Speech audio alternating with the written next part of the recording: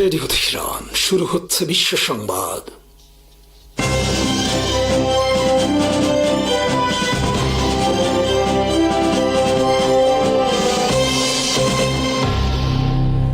শুরুতেই সংবাদ শিরোনাম। আসসালামু আলাইকুম। অনিশ্চিত যুদ্ধবিরতি প্রথম দিনই গোটা লেবাননে হামলা ইসরায়েলের। হরমুজ প্রণালী খোলার পরপরই বন্ধ করে দিয়েছে ইরান। ইসরায়েলে পাল্টা হামলার হুমকি। ট্রাম্প বলেছেন, ইরানকে যারা অস্ত্র সহায়তা দেবে তাদের বিরুদ্ধে 50% শুল্ক আরোপ করা হবে। অনিশ্চিত হয়ে পড়েছে যুক্তরাষ্ট্র ইসরায়েল যুদ্ধবিরতির ভবিষ্যৎ। যুক্তরাষ্ট্রের স্থানীয় সময় মঙ্গলবার রাতে যুদ্ধবিরতি কার্যকরের পর প্রথম দিনই ইসরায়েল ভয়াবহ হামলা চালিয়েছে লেবাননে। হামলায় কমপক্ষে 254 জন লেবানিজ নিহত হয়েছেন। আহত হয়েছে 2000-এর বেশি মানুষ। যুদ্ধবিরতি ঘোষণার পরপরই লেবানন সরকার ও ইরান সমর্থিত হিজবুল্লাহর পক্ষ থেকে স্বাগত জানানো হয়। হিজবুল্লাহ ইসরায়েলে হামলা বন্ধেরও ঘোষণা দেয়, কিন্তু যুদ্ধবিরতি ঘোষণার মাত্র 10 মিনিটের মাথায় ইসরায়েল প্রথমে হামলা চালায় লেবাননে। এরপর কয়েক ঘন্টার মধ্যে ইসরায়েল লেবাননে 2 শতাধিক বিমান হামলা চালিয়েছে। রাজধানী বৈরুত সহ বিভিন্ন অঞ্চলে একের পর এক বিমান হামলায় মাটির সাথে মিশে গেছে বহুতল ভবন। যুক্তরাষ্ট্রের প্রেসিডেন্ট ডোনাল্ড ট্রাম্প ও ইসরায়েলের প্রধানমন্ত্রী বেনিয়ামিন নেতানিয়াহু বলেছেন, লেবানন যুদ্ধবিরতি প্রস্তাবের অন্তর্ভুক্ত নয়। ইসরায়েলের প্রধানমন্ত্রী নেতানিয়াহু ও সেনাপ্রধান ইয়ার জামির বলেছেন, লেবাননে হামলা অব্যাহত থাকবে। জেনারেল ইয়াল জামির বলেছেন, ইসরায়েলি সেনাবাহিনী কোনো প্রকার আপোষ না করেই হিজবুল্লাহর উপর হামলা অব্যাহত রাখবে। তিনি বলেন, আমরা সন্ত্রাসী সংগঠন হিজবুল্লাহর উপর আঘাত হানা অব্যাহত রাখব এবং প্রতিটি সুযোগ কাজে লাগাবো। আমরা কোনো বিরতি ছাড়াই আক্রমণ চালিয়ে যাব। ডোনাল্ড ট্রাম্প বুধবার বলেছেন, লেবানন যুদ্ধবিরতির অংশ নয়, কারণ সেখানে হিজবুল্লাহ রয়েছে। হিজবুল্লাহ থাকা অবস্থায় লেবাননকে যুদ্ধবিরতির অংশ করা যাবে না। বিবিসির বিশ্লেষণে বলা হয়েছে, ডোনাল্ড ট্রাম্প ইসরায়েলকে লেবাননে হামলা বন্ধে কোনো পদক্ষেপ নেবেন না, এটা পরিষ্কার, এবং ঘোষিত যুদ্ধবিরতির ভবিষ্যৎ অনিশ্চিত। বিশ্লেষকদের মতে, যুদ্ধবিরতি লঙ্ঘন করে ইসরায়েল গাজায় যেমন হামলা চালিয়ে যাচ্ছে, লেবাননের ক্ষেত্রেও একই ঘটনা ঘটবে। এমনি ইসরায়েল যখন তখন হামলা চালাতে পারে ইরানেও। ইসরায়েলের কট্টরপন্থী অনেক নেতা ডোনাল্ড ট্রাম্পের যুদ্ধবিরতিতে তীব্র ক্ষোভ প্রকাশ করে যুদ্ধ চালিয়ে যাওয়ার জন্য দাবি জানিয়েছেন নেতানিয়াহুর প্রতি। যুদ্ধবিরতি ঘোষণার প্রথম দিন লেবাননে ইসরায়েলের সর্বব্যাপী ও ধ্বংসাত্মক হামলার প্রতিবাদে ইরান হরমুজ প্রণালী খুলে দেওয়ার কিছুক্ষণ পর আবার তা বন্ধ করে দিয়েছে। হরমুজ প্রণালী সীমিত আকারে খুলে দেওয়ার পর ইরান ও চীনের 2টি সুপার অয়েল ট্যাঙ্কার প্রণালী অতিক্রম করেছে, কিন্তু এরপর আবার বন্ধ রাখা হয়েছে জাহাজ চলাচল। ইরানের পক্ষ থেকে বলা হয়েছে, ইসরায়েল যদি ক্ষান্ত না হয় তাহলে তারা ইসরায়েলের বিরুদ্ধে হামলা পরিচালনা করবে। অপরদিকে ইসরায়েলের হামলার পর হিজবুল্লাহ রকেট হামলা চালিয়েছে ইসরায়েলে। হিজবুল্লাহর পক্ষ থেকে বলা হয়েছে, ইসরায়েল যুদ্ধবিরতি মানবে না এবং ঘোষিত যুদ্ধবিরতির কোনো ভবিষ্যৎ নেই। প্রকাশিত একটি খবরে বলা হয়েছে, লেবাননে হামলার জবাব দিতে প্রস্তুতি নিচ্ছে ইরান। অপরদিকে হরমুজ প্রণালী দিয়ে নিরাপদ জাহাজ চলাচলের নিরাপদ সমুদ্র রুট প্রকাশ করেছে তেহরান, কারণ হরমুজ প্রণালীর বিভিন্ন এলাকায় মাইন ছড়িয়ে রেখেছে ইরান আর্মি। ইরানের একজন সিনিয়র কর্মকর্তা বার্তা সংস্থা রয়টার্সকে জানিয়েছেন, পাকিস্তানে আলোচনা অগ্রগতি সাপেক্ষে শুক্রবার হরমুজ প্রণালী খুলে দিতে পারে তেহরান। হরমুজ প্রণালী ইরানের নিয়ন্ত্রণেই থাকবে। অপরদিকে যুক্তরাষ্ট্র জানিয়ে দিয়েছে, হরমুজ প্রণালীর পরিচালনায় অংশ নেবে না যুক্তরাষ্ট্র আর্মি। যুক্তরাষ্ট্রের প্রতিরক্ষা মন্ত্রী পিট হেগসেথ বুধবার পেন্টাগনে এক ব্রিফিংয়ে কথা বলেন। তবে ডোনাল্ড ট্রাম্প বলেছেন, আমেরিকান সেনারা আশেপাশেই থাকবে। এ বিষয়ে হেগসেথ বলেন, আমরা কোথাও যাচ্ছি না। ইরান যেন যুদ্ধবিরতির শর্তগুলো মেনে চলে এবং চুক্তির আলোচনায় অংশ নেয় তা নিশ্চিত করবে আমাদের সেনারা। আমাদের সেনারা আগের অবস্থানেই থাকবে, প্রস্তুত থাকবে এবং সতর্ক থাকবে, যেন প্রয়োজন পড়লে মুহূর্তের নোটিসে পুনরায় সবকিছু শুরু করা যায়। হরমুজ প্রণালীর বিষয়ে যুদ্ধবিরতির শর্ত উল্লেখ করে হেগসেথ বলেন, ইরান এই সমুদ্র পথ দিয়ে জাহাজ চলাচলের অনুমতি দিতে সম্মত হয়েছে। তিনি বলেন, এটি কার্যকর হতে যাচ্ছে, জাহাজগুলো সেখানে চলাচল করবে।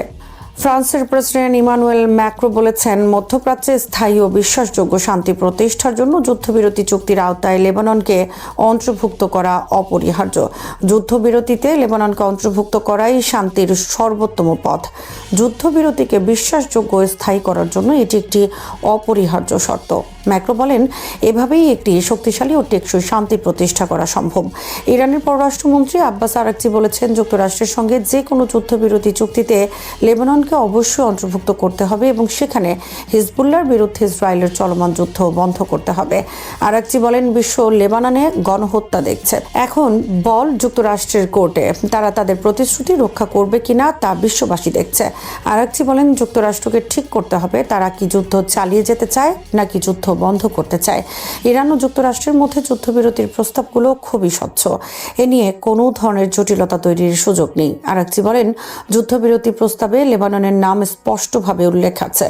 আঞ্চলিক উত্তেজনা কমাতে হলে গাজা ছাড়াও লেবাননের পরিস্থিতি সমাধান জরুরি এবং সেটিকে যে কোনো যুদ্ধবিরতি আলোচনার অংশ করতে হবে। লেবাননে হামলার জন্য ইসরায়েলকে শাস্তি দেওয়া হবে বলে হুঁশিয়ারি দিয়েছেন ইরানের এক সিনিয়র নেতা। আল জাজিরাকে দেয়া এক সাক্ষাৎকারে ওই কর্মকর্তা বলেন, লেবাননে সংঘটিত অপরাধ ও যুদ্ধবিরতির শর্ত লঙ্ঘনের জবাবে ইসরায়েলকে শাস্তি দেবে ইরান। তিনি বলেন, যুদ্ধবিরতি কেবল একটি নির্দিষ্ট এলাকা নয়, পুরো অঞ্চলের জন্য প্রযোজ্য। কিন্তু ইসরায়েল প্রতিশ্রুতি ভঙ্গ করার জন্য পরিচিত। তাদেরকে কেবল শক্ত প্রতিক্রিয়ার মাধ্যমেই নিবৃত্ত করা সম্ভব। স্থায়ীভাবে যুদ্ধ বন্ধের আলোচনায় অংশ নিতে শনিবার পাকিস্তান আসছেন যুক্তরাষ্ট্রের ভাইস প্রেসিডেন্ট জেডি ভান্স, মধ্যপ্রাচ্য বিষয়ক বিশেষ দূত স্টিভ উইটকফ ও ডোনাল্ড ট্রাম্পের জামাতা জ্যারেড কুশনার। বুধবার হোয়াইট হাউসের পক্ষ থেকে তথ্য জানানো হয়েছে। অপরদিকে ইরানের পক্ষ থেকে পাকিস্তান আসার কথা রয়েছে ইরান সংসদের স্পিকার বাকেরি কালিবাফ ও পররাষ্ট্রমন্ত্রী আব্বাস আরাকচির। ইরান সরকারের পক্ষ থেকে তথ্য নিশ্চিত করা হয়েছে। প্রথমে শুক্রবার ইসলামাবাদে আলোচনা হওয়ার কথা ছিল, তবে হোয়াইট হাউস একদিন পিছিয়ে শনিবার তাদের প্রতিনিধি পাঠানোর ঘোষণা দিয়েছে। হোয়াইট হাউস মুখপাত্র ক্যারোলিন লেভিট বুধবার সাংবাদিকদের বলেন, ট্রাম্প এই সপ্তাহান্তে আলোচনার জন্য ভাইস প্রেসিডেন্ট জেডি ভান্স, বিশেষ দূত স্টিভ উইটকফ এবং জ্যারেড কুশনারের নেতৃত্বে তার আলোচক দলকে ইসলামাবাদে পাঠাচ্ছেন। বুধবার ডোনাল্ড ট্রাম্প বলেছেন, হরমুজ প্রণালী খুলে না দিলে যুদ্ধবিরতি প্রস্তাব কার্যকর হবে না। অবিলম্বে হরমুজ প্রণালী খুলে দিতে হবে। তাছাড়া নিষেধাজ্ঞা থেকে রক্ষা পেতে হলে ইরানকে পারমাণবিক কার্যক্রম থেকেও বের হয়ে আসতে হবে। ডোনাল্ড ট্রাম্প বলেছেন, ইরানকে যারা সামরিক সহায়তা করবে তাদের বিরুদ্ধে আমরা 50% শুল্ক আরোপ করব। তেহরানের সঙ্গে 2 সপ্তাহের যুদ্ধবিরতিতে সম্মত হওয়ার কয়েক ঘন্টার মধ্যেই তিনি এই ঘোষণা দেন। ব্যক্তিগত সামাজিক যোগাযোগ মাধ্যমে দেয়া এক পোস্টে ট্রাম্প বলেন, যে কোনো দেশ ইরানকে সামরিক অস্ত্র সরবরাহ করলে তাদের যুক্তরাষ্ট্রে বিক্রিত সব পণ্যের উপর অবিলম্বে 50% শুল্ক আরোপ করা হবে। এতে কোনো ছাড় বা ব্যতিক্রম থাকবে না। প্রকাশিত একটি খবরে বলা হয়েছে, রাশিয়া কাস্পিয়ান সাগর দিয়ে যুদ্ধের সময় ইরানকে গোপনে অস্ত্র সহায়তা দিয়েছে। তাছাড়া চীন ও রাশিয়া অতীতে ইরানের সামরিক সক্ষমতা বৃদ্ধিতে সহায়তা করেছে। তারা ক্ষেপণাস্ত্র, আকাশ প্রতিরক্ষা ব্যবস্থা এবং দ্বৈত ব্যবহারযোগ্য প্রযুক্তি সরবরাহ করেছে। তবে চীন ও রাশিয়া এই অভিযোগ অস্বীকার করেছে। 2020 সালে ইরানের ওপর থেকে জাতিসংঘের অস্ত্র নিষেধাজ্ঞা উঠে গেলেও যুক্তরাষ্ট্র সহ পশ্চিমাদের নিষেধাজ্ঞার কারণে ইরান চীন ও রাশিয়া থেকে আধুনিক কোনো অস্ত্র কিনতে পারেনি। ইরানে আগ্রাসনের মাধ্যমে ইসরায়েল যখন ব্যাপক সাফল্য দাবি করছে, তখন ইসরায়েলি গণমাধ্যমে তাদের অপরাজেয় থাকার দম্ভ, বিচূর্ণ হওয়ার হতাশা প্রকাশ করা হচ্ছে। কারণ ইরানের মিসাইলের আঘাতে যেমন ব্যাপক ক্ষয়ক্ষতি হচ্ছে, তেমনি মানুষ আর যুদ্ধের চাপ নিতে পারছে না। এর মধ্যে ইসরায়েলি গণমাধ্যমে ইরানের শাসন ব্যবস্থার পতনের পরিকল্পনা ব্যর্থ হওয়ায় নেতানিয়াহুর সাথে মোসাদ প্রধান ডেভিড বার্নিয়ার বিরোধের খবর আসছে। The new York Times report করেছিল, জানুয়ারি মাসে মোসাদ প্রধান ডেভিড বার্নিয়া মার্কিন কর্মকর্তাদের কাছে একটি পরিকল্পনা পেশ করেছিলেন। সেই পরিকল্পনায় বলা হয়েছিল, ইরানি শাসনের শীর্ষ নেতাদের নির্মূল করার পর সেখানে একটি সফল অভ্যুত্থান ঘটানো হবে। প্রধানমন্ত্রীর অনুমোদন নিয়ে মোসাদ প্রধান ওয়াশিংটনে এই ধরনের বার্তা নিয়ে যান। ইরানের সরকার ব্যবস্থার পতনের প্রকল্প ব্যর্থ হওয়ার মধ্যে ইসরায়েলি সেনাপ্রধান ইয়ার জামিল নিরাপত্তা মন্ত্রিসভাকে সতর্ক করে বলেন, সামরিক বাহিনী ভেতর থেকে ভেঙে পড়তে পারে। সামরিক বাহিনীতে ভয়াবহ জনবল সংকটের বিষয়টি তিনি তুলে ধরেন। একটি যুদ্ধের মাঝে রাজনৈতিক এবং নিরাপত্তা বলয়ের মধ্যে একে অপরকে যখন দোষারোপ করার খেলা শুরু হয়, তখন সেটি কখনোই ভালো লক্ষণ নয়। ইরান বিরোধী অভিযানে যুক্তরাষ্ট্রের সঙ্গে যৌথভাবে আক্রমণ শুরু করার 1 মাস পর ইসরায়েল এই ধরনের পরিস্থিতির সম্মুখীন হওয়ায় পশ্চিমা বন্ধুরা হতাশ হয়েছেন। যুদ্ধ যখন শুরু হয়েছিল তখন ইসরায়েলের মধ্যে ছিল এক ধরনের চরম উদ্দীপনা। ইসরায়েলের ঊর্ধ্বতন কর্মকর্তারা যুক্তরাষ্ট্রের সঙ্গে নজিরবিহীন এবং ঐতিহাসিক সমন্বয়ের প্রশংসা করেছিলেন। এমনকি যুদ্ধ শুরুর আগের 2 মাসে নেতানিয়াহু এবং মার্কিন প্রেসিডেন্ট ডোনাল্ড ট্রাম্পের মধ্যে 2টি বৈঠক এবং 15টি ফোনালাপ হয়। ইসরায়েলি ও মার্কিন বাহিনী এরপর ইরানে ব্যাপক বোমা বর্ষণ শুরু করে। তারা ইরানের শীর্ষস্থানীয় রাজনৈতিক, ধর্মীয় ও সামরিক ব্যক্তিত্বদের হত্যা করে। নিরাপত্তা অবকাঠামো, সামরিক শিল্পকেন্দ্র ও উৎক্ষেপণ কেন্দ্রগুলো ধ্বংস ও ক্ষতিগ্রস্ত করে। সেই সঙ্গে তেল ডিপো, গ্যাস ক্ষেত্র সহ বিভিন্ন বেসামরিক ও সরকারি ভবনকেও লক্ষ্যবস্তু করা হয়। ইসরায়েল ও যুক্তরাষ্ট্রের হামলার জবাবে ইরান প্রতিদিন ইসরায়েলি লক্ষ্যবস্তুতে পাল্টা জবাব দেওয়া শুরু করে। কঠোর সেন্সরশিপের কারণে ইসরায়েলি পক্ষের ক্ষয়ক্ষতির পরিমাণ জানা কঠিন হয়ে পড়ে। ইসরায়েলের বেশ কিছু কৌশলগত লক্ষ্যবস্তু ক্ষতিগ্রস্ত হয়েছে, যার মধ্যে রয়েছে দিমোনা পারমাণবিক চুল্লি এলাকা, হাইফা তেল শোধনাগার এবং বেন গুরিয়ন বিমানবন্দর। এর বাইরে ইসরায়েলিরা গত 4 সপ্তাহ ধরে বম্ব শেল্টার এবং সেফ রুমের দিকে ছুটছে। যুদ্ধের শুরুর দিনগুলোর তুলনায় এখন আরও বেশি ভয় ও আতঙ্কের মধ্যে থাকতে হচ্ছে। ইসরায়েলের অর্থনীতি বলতে গেলে থমকে গেছে। বারবার খোলার চেষ্টা করা হলেও এখন বেশিরভাগ স্কুল এবং ব্যবসা প্রতিষ্ঠান বন্ধ রয়েছে। বিশ্লেষকরা বলছেন ইরানি হামলায় ইসরায়েল অবশ্যই কেঁপে উঠছে, তবে এখনও তা ভেঙে পড়েনি। ইসরায়েলি জনসাধারণের একটি অংশের কাছে যুদ্ধ এখনও বেশ জনপ্রিয়। জায়নবাদী বিরোধী দলগুলো যুদ্ধের জন্য উৎসাহ যোগাচ্ছে, যা নেতানিয়াহুর অবস্থানকে কিছুটা হলেও শক্তিশালী করছে। এর মধ্যে কিছু অস্বস্তিকর প্রশ্ন ক্রমশ দানা বাঁধতে শুরু করছে। যুক্তরাষ্ট্রের অংশগ্রহণ আছে এমন একটি যুদ্ধ থেকে আসলে কি অর্জন হচ্ছে, এই প্রশ্ন উঠেছে। ইরানের মোজাইক কৌশল কি কেবল টিকে থাকাই নয়, বরং আরও বেশি শক্তিশালী হিসেবে সামনে আসছে। ইরানের এই শক্তি প্রদর্শনের জন্য কতটা মূল্য দিতে হয় তা নিয়েও অনেকে উদ্বিগ্ন। ইসরায়েলের উপর আঘাতের ধরন এবং নতুন নতুন ক্ষেপণাস্ত্রের ব্যবহার দেখে বোঝা যাচ্ছে পাল্টা জবাব দেওয়ার ক্ষেত্রে ইরানের সক্ষমতা প্রত্যাশা ছাড়িয়ে গেছে। ইসরায়েলি এবং মার্কিন ক্ষেপণাস্ত্র, ইন্টারসেপ্টর বা প্রতিরোধ ব্যবস্থার মজুদ ফুরিয়ে আসায় উদ্বেগ বাড়ছে। এর পাশাপাশি লেবাননের হিজবুল্লাহর বিরুদ্ধে ইসরায়েলের জন্য একটি অতিরিক্ত ফ্রন্ট খুলে গেছে। হিজবুল্লাহর সাথে সংঘর্ষ নিয়েও প্রশ্ন উঠছে।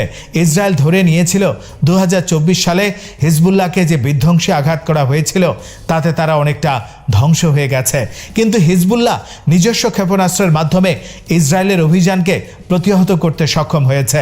ইসরায়েলি স্থল অভিযানের বিরুদ্ধে স্থানীয়ভাবে প্রতিরোধ গড়ে তুলেছে। হিজবুল্লাহর এই লড়াই ইসরায়েলি পক্ষের মধ্যে স্পষ্ট হতাশা তৈরি করেছে। পরিস্থিতি থেকে উত্তরণের জন্য উত্তর ইসরায়েলের স্থানীয় নেতাদের সরকারের কাছে অশ্রুসিক্ত আবেদন সামাজিক যোগাযোগ মাধ্যমে ছড়িয়ে পড়েছে। একথা সত্য, ধ্বংস করার এবং ক্ষতি করার ক্ষেত্রে ইসরায়েলের সক্ষমতা প্রশ্নাতীত। 10 লাখ লেবানিজ বাস্তুচ্যুত হয়েছে। লেবাননের দক্ষিণাঞ্চলকে দেশের বাকি অংশের সাথে সংযোগকারী সেতুগুলো বোমাবর্ষণে অকেজো করে দেওয়া হয়েছে এবং ব্যাপক ক্ষয়ক্ষতি সাধিত হয়েছে। কিন্তু বাস্তবতা হলো এই সামরিক অভিযানের কোনো স্পষ্ট শেষ লক্ষ্য নেই। সামরিক হঠকারিতায় গাজায় ইসরায়েলের মৃত্যু এবং ধ্বংসলীলার পরও হামাস এখনও টিকে আছে। ইসরায়েল একচেটিয়াভাবে সামরিক পদক্ষেপ গ্রহণ করে, যার সাথে বাস্তবসম্মত কোনো রাজনৈতিক পরিকল্পনা থাকে না। ইরানের ক্ষেত্রেও তাই হয়েছে। নেতানিয়াহুর চূড়ান্ত বিজয় এর কথাটি আংশিকভাবে ইসরায়েলের বিচারহীনতার মানসিকতা থেকে তৈরি হয়েছে। যে কোনো অপরাধ করে পার পেয়ে যাওয়ার ক্ষমতা তাদের মনে এই ধারণা তৈরি করেছে তারা চরমতম সমাধানগুলো অনুসরণ করতে পারে। এর পাশাপাশি ইসরায়েলের সমাজ, রাষ্ট্রনীতি এবং গণমাধ্যমেও পরিবর্তন এসেছে। উগ্র ধর্মীয় মৌলবাদী আদর্শিক রাজনৈতিক দৃষ্টিভঙ্গি এখন জনসাধারণের বড় অংশের মধ্যে প্রতিধ্বনি সৃষ্টি করে। ইসরায়েলি গণমাধ্যমে গণহত্যামূলক উস্কানি ব্যাপকভাবে ছড়িয়ে পড়ছে। ইসরায়েলের সামরিক বাহিনী এবং অন্যান্য নিরাপত্তা সংস্থার উচ্চ পদস্থ স্তরে বর্তমানে ধর্মীয় বসতি স্থাপনকারী শ্রেণীর ব্যাপক উপস্থিতি লক্ষ্য করা যাচ্ছে।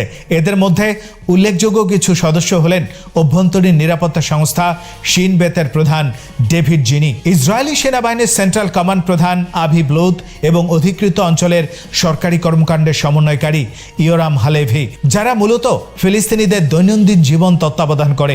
গুরুত্বপূর্ণ বিষয় হলো এই পরিবর্তনগুলো ক্রমশ ইসরায়েলের জাতীয় নিরাপত্তা চিন্তা ভাবনাকে প্রভাবিত করছে। ক্ষমতার কেন্দ্রের ঘনিষ্ঠ বেশ কয়েকজন সাবেক সামরিক কৌশলবিদ পরামর্শ দিয়েছেন ইসরায়েলের উচিত প্রযুক্তিগত শ্রেষ্ঠত্বের উপর ভিত্তি করে স্বল্পমেয়াদী যুদ্ধের ধারণা থেকে সরে এসে দীর্ঘমেয়াদী সংঘাতের প্রস্তুতি নেওয়া, যা স্থায়ীভাবে ভূখণ্ড দখল এবং শত্রুর অবকাঠামো ও জনগণকে ধ্বংস করার বিষয়টিকে অন্তর্ভুক্ত করে।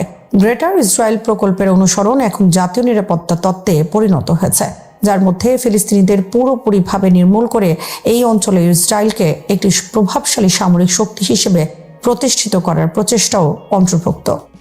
ইরানের সাথে এই যুদ্ধের সমাপ্তি টানার ক্ষেত্রে ইসরায়েল একটি বড় বাধা। ইসরায়েল উত্তেজনা উস্কে দেয়া এবং যে কোনো আলোচনা বা যুদ্ধবিরতির প্রচেষ্টাকে নস্যাৎ করা অব্যাহত রাখবে। এমনকি তারা মার্কিন যুক্তরাষ্ট্রকে স্থল অভিযানে নামানোর জন্য প্ররোচিত করবে। ইসরায়েলের স্বার্থ এই যুদ্ধের সমাপ্তি এবং এর ঝুঁকি কমানোর পক্ষগুলোর স্বার্থের সম্পূর্ণ বিপরীত। মার্কিন প্রেসিডেন্টের অসংলগ্ন কথাবার্তা বা বাকচাতুরি কোনো শক্তির প্রমাণ নয়, তার কৌশল নিয়ে সন্দেহ বাড়ছে। প্রশ্ন উঠছে, ইসরায়েল মার্কিন সক্ষমতাকে অতিরিক্ত মূল্যায়ন করছে এবং ইরানি পক্ষকে অবমূল্যায়ন করছে। এমনকি মার্কিন প্রশাসনের কাজের দক্ষতা নিয়েও প্রশ্ন উঠেছে। ইসরায়েলের সমস্যা হলো মার্কিন যুক্তরাষ্ট্র যে কোনো সময় তল্পিতল্পা গুটিয়ে বিদায় নিলে তাদের দূরের বাড়িতে ফিরে যাওয়ার সিদ্ধান্ত নিতে পারে, আর ইসরায়েলকে ইরানের আক্রমণের মুখে ফেলে রেখে যাবে। 1956 সালে সুয়েজ সংকটের সময় এখন আলোচনায় আসছে। সে সময় ইসরায়েলের পাশাপাশি যুক্তরাজ্য এবং ফ্রান্স মধ্যপ্রাচ্যের যুদ্ধে যোগ দিয়েছিল। সেই দেশগুলোর জন্য এই যুদ্ধকে সাম্রাজ্যের সমাপ্তির মুহূর্ত হিসেবে দেখা হয়। ইরানের বিরুদ্ধে এই যুদ্ধে ইসরায়েল যেভাবে মার্কিন যুক্তরাষ্ট্রকে টেনে আনছে তা হয়তো ভবিষ্যতে একইভাবে স্মরণ করা হবে। ইসরায়েল এমন এক মুহূর্তে যুক্তরাষ্ট্রের উপর তাদের নির্ভরশীলতা প্রদর্শন করছে যখন তারা সক্রিয়ভাবে যুক্তরাষ্ট্রের বৈশ্বিক পতনের প্রক্রিয়াকে ত্বরান্বিত করছে। একই সাথে মার্কিন জনগণের কাছে ইসরায়েলের প্রতি সমর্থন দিন দিন কমে আসছে, যা ইসরায়েলের জন্য অশনি সংকেত। পরিস্থিতি এমন জায়গায় গিয়ে দাঁড়িয়েছে, ইসরায়েল সম্ভবত নিজের জন্য এক নাটকীয় পতনের পথ তৈরি করছে। ইরানের ক্ষেপণাস্ত্র কর্মসূচি নিয়ে আলোচনা হলেই কয়েকটি নির্দিষ্ট নাম বারবার সামনে আসে। তার মধ্যে সাম্প্রতিক বছরগুলোতে সবচেয়ে বেশি আলোচিত একটি নাম হলো খাইবার শেকান। এই ক্ষেপণাস্ত্রকে ঘিরে আন্তর্জাতিক রাজনীতি, সামরিক বিশ্লেষণ, আঞ্চলিক নিরাপত্তা এবং ইরানের প্রতিরক্ষা কৌশল সব ক্ষেত্রেই নতুন করে আলোচনা শুরু হয়েছে। বিশেষ করে ইরান ও ইসরায়েলের সাম্প্রতিক সরাসরি সংঘাতের প্রেক্ষাপটে এই মিসাইলের নাম আবারও আন্তর্জাতিক সংবাদ মাধ্যমে শিরোনাম হয়েছে। কারণ ইরান যেসব দূরপাল্লার ব্যালিস্টিক মিসাইল ব্যবহার করে তার মধ্যে খাইবার শেকানকে এখন সবচেয়ে কার্যকর, দ্রুত প্রস্তুতযোগ্য এবং প্রতিরক্ষা ভেদে সক্ষম অস্ত্রগুলোর একটি হিসেবে বিবেচনা করা হচ্ছে। এই মিসাইল শুধু একটি সামরিক প্রযুক্তি নয়, এটি ইরানের কৌশলগত বার্তার অংশ, রাজনৈতিক সংকেতের অংশ এবং প্রতিপক্ষের উপর মানসিক চাপ তৈরিরও একটি মাধ্যম। খেইবার শেকান নামটির মধ্যে রয়েছে একটি রাজনৈতিক এবং ঐতিহাসিক বার্তা। খেইবার শব্দটি ইসলামী ইতিহাসের একটি গুরুত্বপূর্ণ যুদ্ধের স্মৃতি বহন করে, যেখানে খাইবার দুর্গ দখলের ঘটনা মুসলিম ঐতিহাসিক বর্ণনায় প্রতীকী শক্তির জায়গা দখল করে আছে। শেকান অর্থ ভেঙে ফেলা বা ধ্বংস করা, অর্থাৎ নামটির অর্থ দাঁড়ায় দুর্গ ভেদকারী বা দুর্গ ধ্বংসকারী। ইরান যখন এই নাম বেছে নেয় তখন তারা শুধু প্রযুক্তিগত শক্তি নয়, প্রতীকী বার্তাও পাঠায়। বিশেষ করে ইসরায়েলের মতো রাষ্ট্রের দিকে তাকিয়ে এই নামের রাজনৈতিক ব্যাখ্যা আরও গভীর হয়ে ওঠে।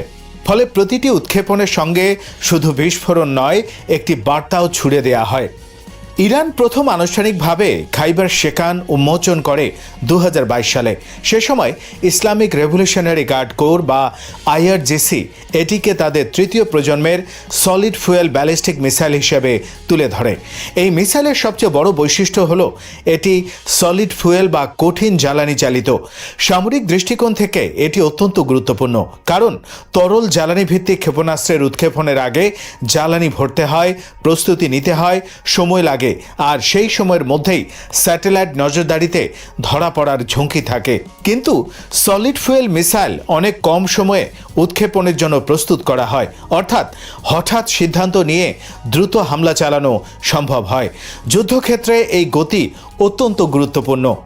এই ক্ষেপণাস্ত্রের ঘোষিত পাল্লা প্রায় 1450 কিলোমিটার, অর্থাৎ ইরানের ভেতর থেকে ছুড়লে ইসরায়েলের প্রায় সব গুরুত্বপূর্ণ সামরিক স্থাপনা এর আওতায় পড়ে। শুধু ইসরায়েল নয়, মধ্যপ্রাচ্যের বহু মার্কিন ঘাঁটি, উপসাগরীয় অঞ্চল এবং কৌশলগত কেন্দ্র এর নাগালে আসে। এই কারণে এটি ইরানের আঞ্চলিক প্রতিরোধ নীতির একটি মূল উপাদান হয়ে উঠেছে। ইরান জানে যে আধুনিক যুদ্ধক্ষেত্রে আকাশসীমায় তাদের সক্ষমতা সীমিত। ইসরায়েলের আধুনিক যুদ্ধবিমান, যুক্তরাষ্ট্রের বিমানবাহী শক্তি বা উন্নত ড্রোন প্রযুক্তির সঙ্গে সরাসরি পাল্লা দেয়া তাদের পক্ষে কঠিন। তাই তারা ক্ষেপণাস্ত্রকে বেছে নিয়েছে প্রতিরোধের প্রধান অস্ত্র হিসেবে। খাইবার শিকানের গঠনগত দিক থেকেও উল্লেখযোগ্য কিছু বৈশিষ্ট্য আছে। এটি তুলনামূলকভাবে হালকা, দ্রুত মোতায়েনযোগ্য এবং মোবাইল লঞ্চার থেকে ছোড়া যায়। মোবাইল লঞ্চার ব্যবহারের কারণে এটি স্থির ঘাঁটির উপর নির্ভরশীল নয়। পাহাড়ি এলাকা, গোপন টানেল, চলমান ট্রান্সপোর্টার এসব জায়গা থেকে উৎক্ষেপণ সম্ভব। ইরান বহু বছর ধরে তাদের মিসাইল সিটি বা ভূগর্ভস্থ ক্ষেপণাস্ত্র ঘাঁটি গড়ে তুলেছে। এসব ভূগর্ভস্থ টানেলে শত শত মিসাইল ও লঞ্চার লুকিয়ে রাখা হয়েছে। যুদ্ধ শুরু হলে এগুলো দ্রুত বের করে উৎক্ষেপণ করা যায়। খাইবার শিকান এই কাঠামোর সঙ্গে পুরোপুরি মানানসই। এই মিসাইলের আরেকটি গুরুত্বপূর্ণ দিক হল এর টার্মিনাল ফেজে কৌশল পরিবর্তনের সক্ষমতা। সাধারণ ব্যালিস্টিক মিসাইল একটি নির্দিষ্ট গতিপথ ধরে চলে, ফলে শত্রুপক্ষের রাডার দিয়ে গতিপথ ধরে ইন্টারসেপ্টর পাঠাতে পারে। কিন্তু খাইবার শিকানের রি এন্ট্রি ভেহিকল এমনভাবে তৈরি যে এটি শেষ পর্যায়ে কিছুটা দিক পরিবর্তন করতে পারে। এই সামান্য পরিবর্তনও প্রতিরক্ষা ব্যবস্থার জন্য বড় চ্যালেঞ্জ তৈরি করে, কারণ ইন্টারসেপ্টর যখন একটি সম্ভাব্য পথ ধরে ছোড়া হয়, তখন লক্ষ্যবস্তু যদি শেষ মুহূর্তে সরে যায়, তখন ইন্টারসেপ্টর ব্যর্থ হওয়ার ঝুঁকি বাড়ে। ইসরায়েলের মতো দেশের জন্য এই বিষয়টি অত্যন্ত গুরুত্বপূর্ণ, কারণ তাদের প্রতিরক্ষা ব্যবস্থার উপরই রাষ্ট্রীয় নিরাপত্তার বড় অংশ নির্ভর করে। ইসরায়েলের অ্যারো, ডেভিড স্লিং, প্যাট্রিয়ট এবং আয়রন ডোম, এই 4 স্তরের প্রতিরক্ষা ব্যবস্থা বিশ্বের অন্যতম জটিল মিসাইল প্রতিরক্ষা কাঠামো। দূরপাল্লার ব্যালিস্টিক মিসাইল আটকাতে অ্যারো ব্যবহার করা হয়, মাঝারি স্তরে ডেভিড স্লিং এবং স্বল্প পাল্লায় আয়রন ডোম। কিন্তু একই সঙ্গে বহু মিসাইল এলে বা কিছু মিসাইল যদি গতিপথে পরিবর্তন আনে, তখন চাপ বেড়ে যায়। খাইবার শিকানের মূল কার্যকারিতা এখানেই। এটি শুধু আঘাত হানে না, প্রতিরক্ষা ব্যবস্থার উপর চাপ তৈরি করে। ইরান এই মিসাইলকে তাদের স্যাচুরেশন স্ট্র্যাটেজি বা প্রতিরক্ষা ব্যবস্থাকে ক্লান্ত করে দেওয়ার কৌশলের অংশ হিসেবে ব্যবহার করে। একই সঙ্গে drone, cruise missile, ballistic missile সব ধরনের আক্রমণ চালানো হয়, যাতে প্রতিপক্ষ বুঝে ওঠার আগেই বহু লক্ষ্য তৈরি হয়। প্রতিটি প্রতিরক্ষা ক্ষেপণাস্ত্রের দাম কয়েক মিলিয়ন ডলার পর্যন্ত হতে পারে, কিন্তু আক্রমণকারী ক্ষেপণাস্ত্র তুলনামূলকভাবে কম খরচে তৈরি করা হয়, অর্থাৎ অর্থনৈতিকভাবেও প্রতিরক্ষা ব্যয় বাড়িয়ে দেওয়া যায়। সাম্প্রতিক ইরান ইসরায়েল সংঘাতে খাইবার শিকান নিয়ে নতুন করে আলোচনা শুরু হয় যখন ইরান কয়েক দফা সরাসরি ক্ষেপণাস্ত্র হামলা চালায়। বিভিন্ন আন্তর্জাতিক বিশ্লেষণে বলা হয় ওই হামলাগুলোর মধ্যে কিছুতে খাইবার শিকান ব্যবহার করা হয়েছিল। বিশেষ করে যেসব ক্ষেপণাস্ত্র ইসরায়েলের বহুস্তরীয় প্রতিরক্ষা ভেদ করে নির্দিষ্ট সামরিক অঞ্চলের কাছাকাছি গিয়ে বিস্ফোরিত হয়, সেগুলোর সঙ্গে এই মডেলের মিল পাওয়া যায়। যদিও যুদ্ধক্ষেত্রে সব তথ্য সঙ্গে সঙ্গে নিশ্চিত করা যায় না, তবু সামরিক বিশ্লেষকরা বলছেন ইরান আগের তুলনায় কম সংখ্যক কিন্তু বেশি নির্ভুল ক্ষেপণাস্ত্র ব্যবহারের দিকে যাচ্ছে। এই পরিবর্তনের কারণও আছে। দীর্ঘমেয়াদে সংঘাতে বিপুল পরিমাণ ক্ষেপণাস্ত্র ধরে রাখা সহজ নয়। উৎপাদন, পরিবহন, সংরক্ষণ, লঞ্চ সব মিলিয়ে জটিল প্রক্রিয়া। উপরন্তু ইসরায়েল ও যুক্তরাষ্ট্র ইরানের ক্ষেপণাস্ত্র কারখানা ও গুদামকে লক্ষ্য করে হামলা চালানোর চেষ্টা করে। তাই ইরান এখন বেশি কার্যকর অস্ত্রকে অগ্রাধিকার দিচ্ছে। খাইবার শিকান এই প্রেক্ষাপটে গুরুত্বপূর্ণ, কারণ এটি কম সময়ের প্রস্তুতিতে তুলনামূলক বেশি নির্ভুলতায় এবং দ্রুত মোতায়েনের সুবিধা দেয়। যুদ্ধের আরেকটি গুরুত্বপূর্ণ বিষয় হলো মনস্তাত্ত্বিক প্রভাব। একটি ক্ষেপণাস্ত্র সবসময় কেবল ধ্বংসের জন্য ব্যবহার করা হয় না। কখনো কখনো এর লক্ষ্য হলো আতঙ্ক সৃষ্টি করা, রাজনৈতিক বার্তা দেয়া, কৌশলগত চাপ তৈরি করা। খাইবার শিকান ব্যবহারের ঘোষণা ইরানের অভ্যন্তরীণ রাজনীতিতেও গুরুত্বপূর্ণ। রাষ্ট্রীয় টেলিভিশন, সামরিক বিবৃতি, সামাজিক যোগাযোগ মাধ্যম সব জায়গায় এই ক্ষেপণাস্ত্রকে শক্তির প্রতীক হিসেবে তুলে ধরা হয়। জনগণের কাছে একটি প্রযুক্তিগত অগ্রগতির প্রতীক, আর প্রতিপক্ষের কাছে এটি প্রতিরোধের ভাষা। ইরানের সামরিক নীতিতে ক্রেডিবল ডিটারেন্স বা বিশ্বাসযোগ্য প্রতিরোধ একটি কেন্দ্রীয় ধারণা, অর্থাৎ প্রতিপক্ষ যেন বিশ্বাস করে আক্রমণ করলে পাল্টা জবাব নিশ্চিত। খাইবার শেখান সেই বিশ্বাসযোগ্যতা তৈরি করে, কারণ এটি শুধু প্রদর্শনী অস্ত্র নয়, বাস্তব যুদ্ধক্ষেত্রে ব্যবহারের সক্ষমতা রয়েছে। মোবাইল লঞ্চার, সলিড ফুয়েল, দ্রুত উৎক্ষেপণ, দীর্ঘ পাল্লা সবকিছু মিলিয়ে এটি সেকেন্ড স্ট্রাইক ক্যাপাবিলিটির অংশ, অর্থাৎ প্রথম আঘাত এলেও পাল্টা আঘাত দেওয়ার ক্ষমতা বজায় থাকে।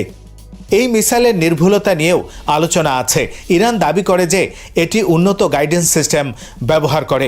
আন্তর্জাতিক বিশ্লেষকরা বলছেন সম্ভবত ইনার্শিয়াল নেভিগেশন সিস্টেমের সঙ্গে টার্মিনাল কারেকশন টেকনোলজি যুক্ত করা হয়েছে। এর ফলে শেষ পর্যায়ে লক্ষ্যবস্তুতে সামঞ্জস্য আনা যায়। যদিও পশ্চিমা বিশ্লেষকেরা ইরানের সব দাবি পুরোপুরি মেনে নেন না, তবুও আগের প্রজন্মের ক্ষেপণাস্ত্রের তুলনায় খাইবার শেখান যে উন্নত সেই বিষয়ে মোটামুটি একমত। সাম্প্রতিক সংঘাতে দেখা গেছে সব ক্ষেপণাস্ত্র লক্ষ্যবস্তুতে পৌঁছায়নি, অনেকগুলো ইন্টারসেপ্ট হয়েছে। কিন্তু কয়েকটি যদি প্রতিরক্ষা ভেদ করে তাহলেই সামরিকভাবে তা গুরুত্বপূর্ণ, কারণ এতে বোঝা যায় প্রতিরক্ষা ব্যবস্থা শতভাগ অপ্রবেশযোগ্য নয়। একটি মাত্র সফল আঘাতও রাজনৈতিক ও সামরিক আলোচনায় বড় প্রভাব ফেলে। ইরান সেটি কাজে লাগায়। এখানে আরেকটি বাস্তবতা হলো খাইবার শেখান যুদ্ধ জেতার অস্ত্র নয়, বরং যুদ্ধের গতিপথ প্রভাবিত করার অস্ত্র। এটি দিয়ে এককভাবে কোনো রাষ্ট্র পরাজিত করা যায় না, কিন্তু প্রতিপক্ষের সিদ্ধান্ত গ্রহণে চাপ তৈরি করা যায়, ব্যয় বাড়ানো যায়, প্রতিরক্ষা ব্যবস্থাকে ব্যস্ত রাখা যায়, কৌশলগত আলোচনায় শক্তি দেখানো যায়। ইরান এখন তাদের ক্ষেপণাস্ত্র নীতিকে আরও বহুমাত্রিক করেছে। ফাত্তা, সেজিল, এমাদ, ডেজফুল এসবের পাশাপাশি খাইবার শেখানকে মধ্যম স্তরের নির্ভুল আঘাতের জন্য ব্যবহার করছে, অর্থাৎ প্রতিটি মিসাইলের জন্য আলাদা ভূমিকা তৈরি হচ্ছে। কিছু দূরপাল্লার, কিছু দ্রুত আঘাতের, কিছু প্রতিরক্ষা ভেদে সক্ষম, কিছু মনস্তাত্ত্বিক প্রদর্শনের জন্য। ভবিষ্যতে যদি ইরান এই মিসাইলের আরও উন্নত সংস্করণ তৈরি করে, যেমন একাধিক ওয়ারহেড, উন্নত ডিকয় সিস্টেম বা আরও কম রাডার সিগনেচার, তাহলে মধ্যপ্রাচ্যের প্রতিরক্ষা সমীকরণ আরও জটিল হবে, কারণ তখন ইন্টারসেপশন আরও কঠিন হয়ে পড়বে। ইসরায়েলও তার প্রতিরক্ষা প্রযুক্তি উন্নত করতে বাধ্য হবে, অর্থাৎ এই প্রতিযোগিতা চলতেই থাকবে। সবশেষে বলা যায় খাইবার শেখান একটি ক্ষেপণাস্ত্র হলেও এর গুরুত্ব তাই প্রযুক্তিগত নয়, এটি ইরানের সামরিক দর্শনের প্রতিফলন, আঞ্চলিক প্রতিরোধ নীতির কেন্দ্রীয় অংশ এবং রাজনৈতিক যোগাযোগেরও একটি মাধ্যম। সাম্প্রতিক ইরান ইসরায়েল সংঘাতে এর কার্যকারিতা সীমিত কিন্তু তাৎপর্যপূর্ণ। এটি ব্যাপক ধ্বংস না ঘটালেও প্রতিরক্ষা ব্যবস্থাকে চ্যালেঞ্জ করেছে, কৌশলগত বার্তা দিয়েছে এবং প্রমাণ করেছে মধ্যপ্রাচ্যে যে কোনো বড় সংঘাতে ক্ষেপণাস্ত্র এখন আর পার্শ্ব চরিত্র নয়, বরং মূল চরিত্র। শ্রোতা বন্ধুরা, বিশ্ব সংবাদে এই ছিল আমাদের সর্বশেষ আয়োজন। সঙ্গে থাকার জন্য আপনাদের সবাইকে অসংখ্য ধন্যবাদ।